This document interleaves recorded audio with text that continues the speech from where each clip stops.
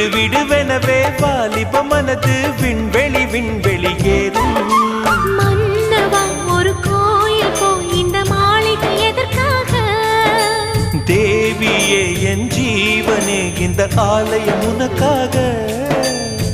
வானில் ஒரு புயல் மழை வந்தால் அழகே என்னை எங்கனம் காப்பாய். கண்ணே உன்னை என் கண்ணில் வைத்து இமைகள் எனும் கதவுகள் அடைப்பேன்.